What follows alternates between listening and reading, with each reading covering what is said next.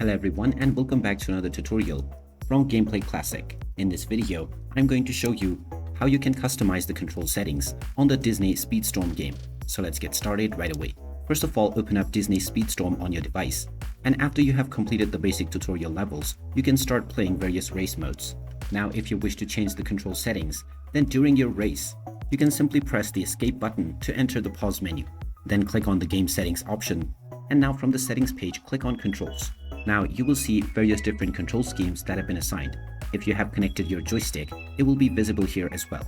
You can choose from the various different control schemes that are created for you. You also have the option to increase or decrease your steering sensitivity and also enable or disable touch drive. Just go through the control schemes carefully and then you can choose whichever option suits you best.